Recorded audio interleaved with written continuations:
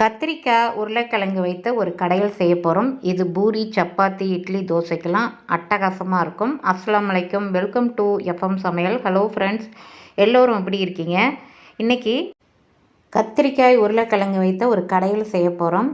அதுக்கு தேவையானவை 2 கத்திரிக்காய் எடுத்திருக்கேன், ஒரு பெரிய சைஸ் தக்காளி 1, பெரிய வெங்காயம் 1, கருவேப்பிலை, மல்லி, ஒரு மீடியமான உருளைக்கிழங்கு எடுத்து வச்சுருக்கேன். இதை நல்லா நம்ம வாஷ் பண்ணிவிட்டு அந்த வெங்காயம் தோலெல்லாம் எடுத்துட்டு, அந்த உருளைக்கிழங்கு தோல், கத்திரிக்காய் காம்பு எல்லாத்தையுமே நம்ம எடுத்துட்டு நல்லா வாஷ் பண்ணிவிட்டு நம்ம கட் பண்ண போகிறோம். இது எப்படி கட் பண்ண போகிறோன்னா, ரொம்ப சின்னதாக கட் பண்ணுறதுல நான் நல்லா கோர்ஸாக நான் கட் பண்ணிக்க போகிறேன். உங்கள்கிட்ட அப்படி இல்லாத பட்சத்தில் நீங்கள் சின்னதாக அரிஞ்சு குக்கரில் போட்டு 2 நிமிஷத்தில் 2 விசில் விட்டு ஒரு 5-6 நிமிஷத்தில் ரெடி ஆகிடும் இந்த கடையில். சின்னதாக கட் பண்ணி 2 விசில் விட்டு அடுப்பை ஆஃப் பண்ணுங்கள். எல்லாமே ஃபுல்லாக ரெடி ஆகிடும். ஆஃபீஸ் போகிறவங்களாம் இந்த மாதிரி செய்துக்கலாம். இப்போ நம்ம ஒரு சட்னி செய்கிறதா இருந்தால் வதக்குன்னு அதை ஆற விடணும், மிக்சியில் போட்டு அரைக்கணும், அந்த வேலைலாம் கிடையாது. குயிக்காக அரைஞ்சிடும். பூண்டு 1 எடுத்து நான் அந்த ஜீரகம் 1/2 டீஸ்பூன் வச்சு உரலில் நுணுக்கியும் வச்சுருக்கேன். இப்போ இதே மாதிரி நான் கட் பண்ணிவிட்டு அந்த கட் பண்ணுறதுல நான் கோர்ஸாக ஒன்று ஒன்றா நான் அரைச்சி காமிக்கிறேன். அரைக்கிறதில்ல, கட் பண்ணி காமிக்கிறேன். அப்படி இல்லாத பட்சத்தில் நம்ம குக்கரில் தான் போட்டுக்கணும் சின்ன. ஏன்னா அந்த அளவுக்கு நம்ம கட் பண்ண முடியாது, ஒரு அளவுக்கு தான் நம்ம கட் பண்ணலாம். ஃபஸ்ட்டு வெங்காயத்தை நான் கட் பண்ணிக்கிறேன். அடுத்தது கத்திரிக்காய், அடுத்தது உருளைக்கிழங்கு, தக்காளி, அப்புறம் மல்லி, கருவேப்பிலை எல்லாத்தையும் ஒன்று ஒன்றா நான் இந்த அளவுக்கு பாருங்கள். இதே மாதிரி நம்ம கட் பண்ண முடியாது. ஏன்னா ரொம்ப பொடிசாக நம்ம கட் பண்ணுறது இருந்தால் நம்ம அதே மாதிரி கட் பண்ணிக்கலாம். அப்படி இல்லாத பட்சத்தில் குக்கரில் சின்னதாக அரிஞ்சு எல்லாத்தையும் தாளிப்பெல்லாம் கொடுத்துட்டு மசாலாலாம் கொடுத்துட்டு 2 விசில் விட்டு நம்ம அடுப்பை ஆஃப் பண்ணிட்டா ஒரு பாத்திரத்தில் இட்லியோ தோசையோ எது வேணாலும் நம்ம ஊற்றிக்கலாம். அப்படி இல்லைன்னா ஒரு பூரி போட்டால் கூட இது கரெக்டாக இருக்கும். சப்பாத்திக்கையோ சாப்பிட சூப்பராக இருக்கும். எதுக்கு வேணாலும் நம்ம சாப்பிட்லாம். அருமையான கடையில் இது. இப்போ நான் கத்திரிக்காய் கோர்ஸாக கட் பண்ணிட்டேன், உருளைக்கிழங்கும் கோர்ஸாக கட் பண்ணிட்டேன், அப்புறம் வெங்காயமும் கோர்ஸாக கட் பண்ணிட்டேன், தக்காளியும் கட் பண்ணிட்டேன், அப்புறம் மல்லி, கருவேப்பிலை அதையும் கட் பண்ணி வச்சுட்டேன். இப்போ ஒரு கடாயில் தாளிப்பு கொடுக்க வேண்டியது தான். நான் சாதா கடாயில் தான் செய்தேன். அருமையாக இருந்துச்சு. நீங்களும் செய்து பாருங்கள். இது கரெக்டான அளவுகள் கரெக்டாக இருக்குன்னு. நீங்கள் காரம் எந்த அளவுக்கு சாப்பிட்றீங்களோ அந்த அளவுக்கு காரம் கூட போட்டுக்கலாம்.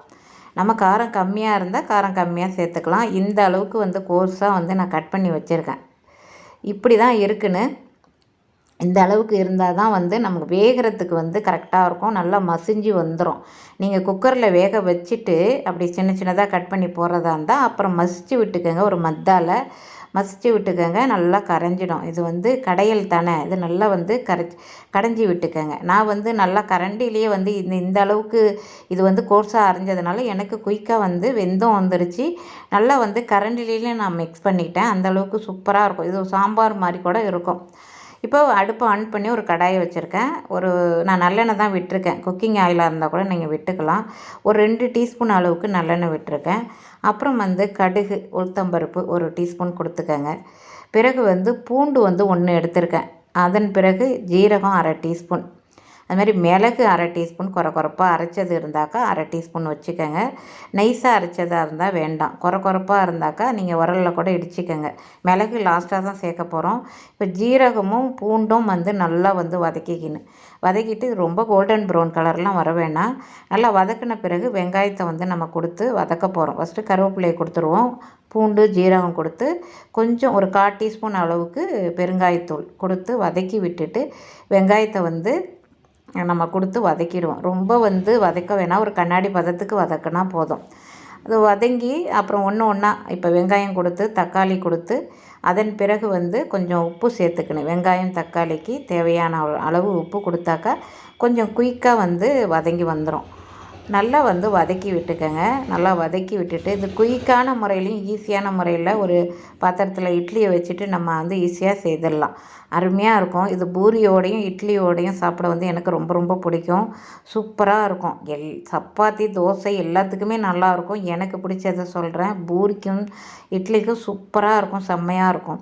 தக்காளியும் போட்டுட்டு நல்லா வந்து வதக்கி விட்டுக்கின்னு நல்லா கொஞ்சம் குலைவு தன்மை வரணும். இது வதங்கிறதுக்கு கொஞ்சம் உப்பு சேர்த்துப்போம். நல்லா வதக்கி விட்டுப்போம். என்னோடய எஃப்எம் சமையலில் நிறைய ரெசிபிகள் போட்டிருக்கேன், நிறைய சட்னி வகைகள் போட்டிருக்கேன், நிறைய வந்து சால்னா வகைகள், பிரியாணி, அப்புறம் வந்து நிறைய ரெசிபிகள் போட்டிருக்கேன். அதை வந்து நீங்கள் பார்த்துட்டு கமெண்டில் எப்படி இருக்குன்னு சொல்லுங்கள். உங்களுக்கு என்ன வீடியோ வேணும்னாலும் வந்து ரெசிபிகள் என்ன வேணும்னாலும் கமெண்டில் சொல்லுங்கள், நான் வீடியோ எடுத்து போடுறேன். இப்போ வந்து எல்லாத்தையும் வதக்கி விட்டுட்டு வெங்காயம் தக்காளிலாம் வதக்கி விட்டுட்டு இப்போ கத்திரிக்காய் உருளைக்கிழங்கு ஃபஸ்ட்டு கத்திரிக்காய் போட்டு வதக்கி விட்டுட்டு அப்புறம் உருளைக்கிழங்கு வதக்கி விட்டுன்னு உருளைக்கிழங்கையும் சேர்த்துக்கின்னு அப்புறம் கொஞ்சமாக மல்லி கருவேப்பிலையை வந்து கட் பண்ணதை கொஞ்சம் எடுத்து வச்சுட்டு பாதி போட்டுக்கணும். லாஸ்ட்டாக கொஞ்சம் வேணும், அதனால் பாதி போட்டுக்கோங்க. எல்லாத்தையும் ஒன்றும் சேர்ந்தா மாதிரி நல்லா வதக்குன்னு. நல்லா வதக்கணுன்னா ஓரளவுக்கு வதக்கணும், ரொம்ப போட்டுக்கிட்டு வதக்கக்கூடாது. நல்லா வதக்கி விட்டுட்டு மசாலா சேர்த்து மிளகாய் தூள் வந்து இதுக்கு வந்து 2 கத்திரிக்காய் ஒரு உருளைக்கிழங்குக்கு வந்து 1.5 டீஸ்பூன் அளவுக்கு மிளகாய் தூள் கொடுக்கணும். நான் காரம் வந்து கம்மியாக சேர்ப்பேன் அப்படிங்கிறதுனால 1 டீஸ்பூன் வந்து மிளகாய் தூள், 1/2 டீஸ்பூன் வந்து மஞ்சத்தூள் மட்டும் சேர்த்துக்கிட்டு ஒரு 1/4 டீஸ்பூன் வந்து கொரப்பாக அரைச்ச மிளகுத்தூள் போட்டிருக்கேன். அதான் தேவையான அளவு. நீங்கள் காரம் கொஞ்சம் கூடுதலாக வேணும்னா 2 டீஸ்பூன் மிளகாய் தூள் சேர்த்துக்கலாம். அப்படி குழம்பு பொடி தான் இருந்துச்சு, தனி மிளகாய்த்தூள் இல்லைன்னா 2 டீஸ்பூன் அளவுக்கு குழம்பு பொடியும் மஞ்சத்தூளும் மிளகு ஜீரகம் போட்டுக்கோங்க. மிளகு ஜீரகம் போடும்போது சுவை இன்னும் கூடுதலாக இருக்கும், போட்டுக்கோங்க. அதனால் வந்து நான் வந்து 1 டீஸ்பூன் தான் மிளகாய்த்தூள் சேர்த்தேன். இதுக்கு உள்ள அளவு வந்து 1.5 டீஸ்பூன் மிளகாய்த்தூள், மஞ்சத்தூள், ஜீரகம் 1/2 டீஸ்பூன், மிளகு வந்து ஒரு 1/4 டீஸ்பூனுக்கு கொரப்பாக நுணுக்கிட்டு போட்டிருக்கேன். தண்ணி வந்து ஒரு 2.5 கப் அளவுக்கு போட்டிருக்கேன். நல்லா திக்னஸ் வந்ததும் உங்களுக்கு தண்ணி தேவைப்பட்டுச்சுன்னா கொஞ்சம் வந்து ஊற்றிக்கங்க. எனக்கு கொஞ்சம் தேவைப்பட்டுச்சு, நான் ஒரு சின்ன டம்ளரில் வந்து ஒரு 1/2 டம்ளர் அளவுக்கு நான் ஊற்றிக்கிட்டேன். நல்லா வந்து மசிச்சு ஒன்று இடையில கிளறி விடணும்.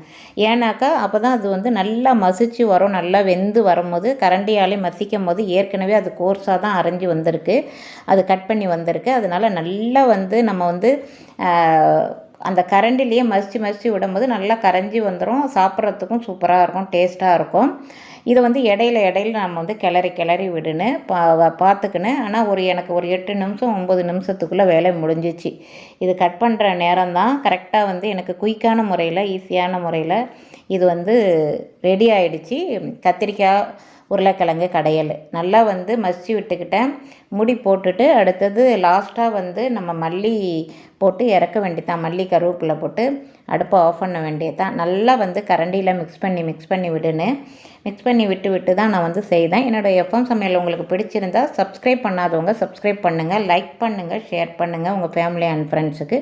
அடுத்த சூப்பரான வீடியோவில் நம்ம சந்திப்போம். தேங்க்யூ ஃபார் வாட்சிங்.